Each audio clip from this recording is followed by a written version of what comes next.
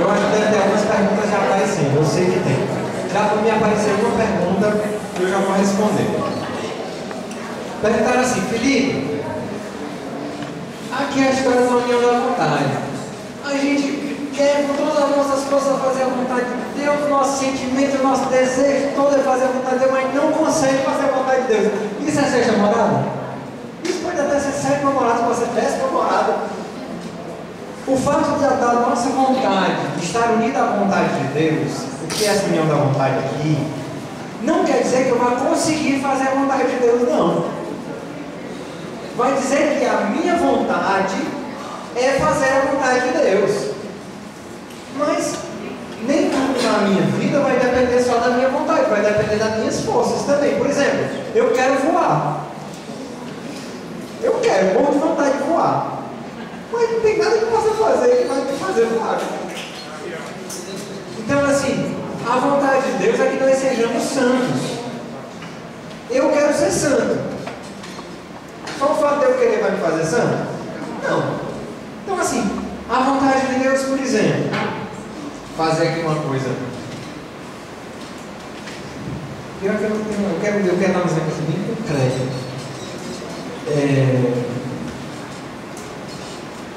Porque eu tenho medo de dar um exemplo concreto e confundir mais ainda na cabeça de vocês. Mas assim, não, em relação. Eu vou usar um exemplo que é um pouco torto. Sim, pronto, diga, vamos. Por exemplo, eu tenho um sonho de viajar. Tá? Quero ir para o Vaticano. Ótimo. E na minha oração, o Senhor coloca que ali não é o momento, não é a vontade dele que eu viajo naquele momento. Certo? Assim, o que eu entendi, tá certo? Tá. Em algumas moradas, eu talvez esperneasse e a minha vontade não se dobrasse, apesar de eu fazer por obediência, porque ele diz. Mas quando eu acho que quando está nessa quinta morada, a vontade de Deus é tão. Ela fala, aquieta e não se luta. Porque você tem a certeza, será isso? É mais ou menos você isso, não sim. resiste, apesar da sua humanidade querer ir para o Vaticano, você não mais se entristece, mas você se aquieta e se alegra por aquela vontade de Deus. Mais ou menos. Mais ou menos. Aqui a gente não pode confundir também o sentimento, porque o que acontece? Meu sonho da vida, o sonho da minha vida era ir para o Vaticano. Vamos dar exemplo do Vaticano agora, você só colocar assim. O sonho da minha vida era conhecer a Basílica de São Pedro. Eu vou, surge uma oportunidade, eu assim, ganhei um prêmio no meu trabalho, eu vi que esse dinheiro dava para eu ir, se eu fizer um esforcinho, eu acho que vai dar certo para eu ir, se eu coloquei aí eu vou rezar. Ou vou conversar com o meu formador, ou vou colocar em discernimento, seja ele qual for. E o discernimento é, não, você não vai. Você não vai, porque assim, é uma coisa que depende de você, você não vai contra a sua vontade pegar o seu dinheiro, depositar na conta da agência de turismo e viajar. Mas isso não quer dizer que aquilo não lhe deixe chateado.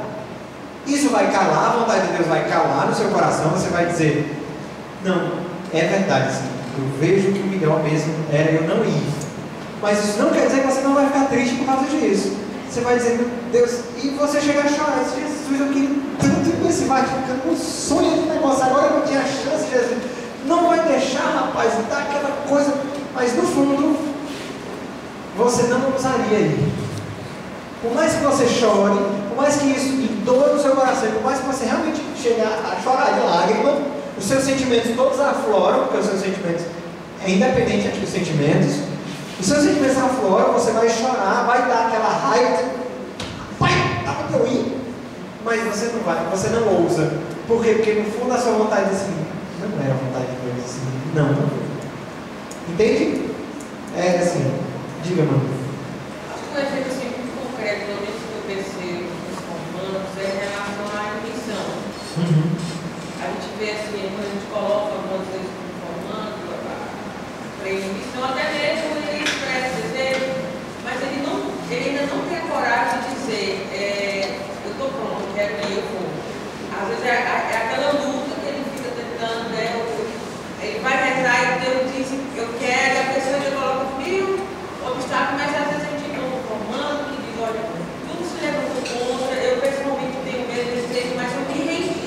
que eu quero ir. Isso aí é um bom exemplo. O Padre Margarida, ele dá um exemplo muito interessante. O exemplo que ele dá, você falou nisso, eu me lembrei desse exemplo dele. O exemplo que ele dá é o seguinte: o que é a união das vontades? Você quer? Ele diz assim: olha, eu estou vendo aquele noviço, estou vendo aquele noviço monte de chateado, triste pelos cantos, assim, meio para lá. Aí eu digo para ele: tá difícil, né, colega? Aí ele diz: dificuldade com as autoridades, né? Dificuldade de viver a vida comunitária, né? Apostolado tá difícil, né? Aí eu digo para o noviço assim: vai embora. Não, vou embora não. Por quê? Não, porque Deus quer que eu fique aqui. É um exemplo bem interessante do união da vontade, né? Porque no fundo, racionalmente não tem nada que diga que é para eu ficar, mas eu sei que essa é a vontade de Deus para a minha vida e eu fico. Então assim, desmistificou aqui a união da vontade?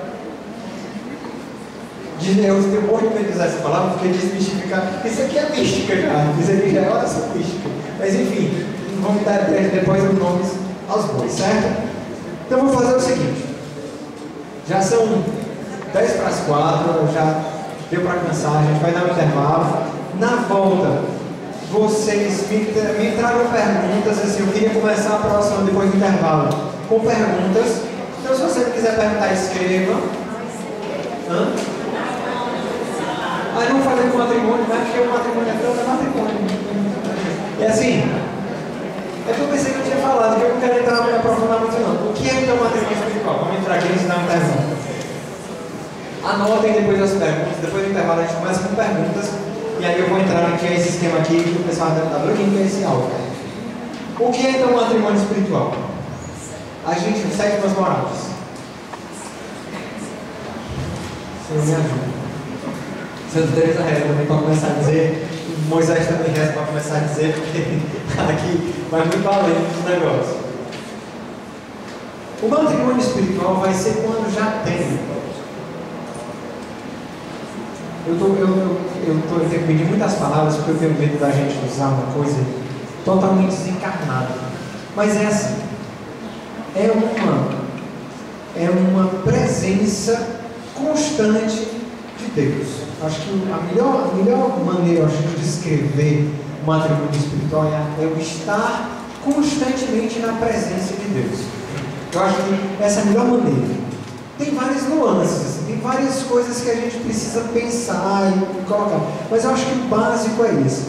É a consciência constante da presença de Deus. Porque isso vai variando até de santo para santo, sabe assim?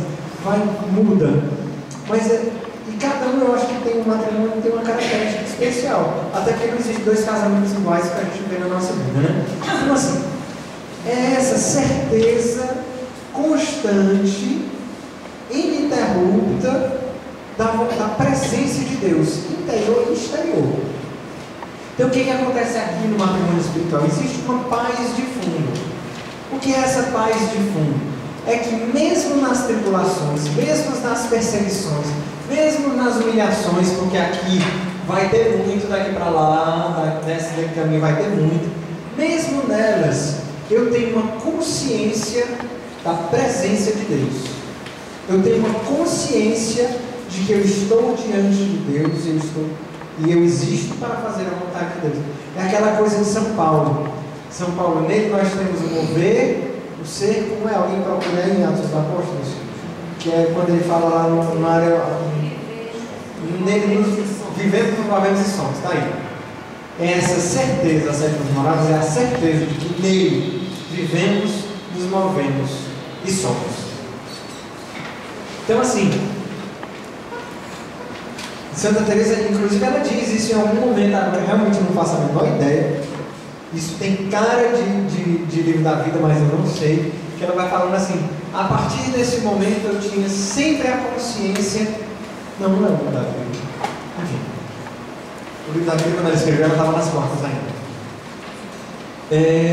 Ela vai dizer assim: eu a partir de então tive sempre a presença de Jesus, e a menos que eu estivesse realmente muito dispersa, eu tinha sempre a certeza dele estar do meu lado.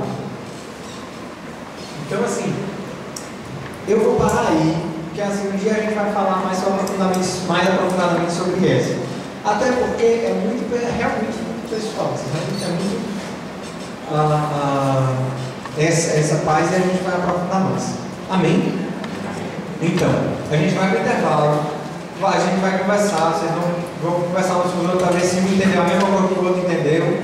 Se vocês virem que um entendeu diferente do outro, aí vocês me perguntam. Mas aí na próxima momento a gente vai tirar as dúvidas. Eu vou falar aqui um pouquinho sobre as áreas do ser. Isso aqui são as áreas do ser. Eu vou falar aqui sobre as áreas do ser e como a gente entrar dentro da gente mesmo, assim, começar um pouquinho da oração. E hoje vai ser o capítulo chamado A Receita de Bolo. Amém? Aí eu não sei, alguém orienta aqui fazendo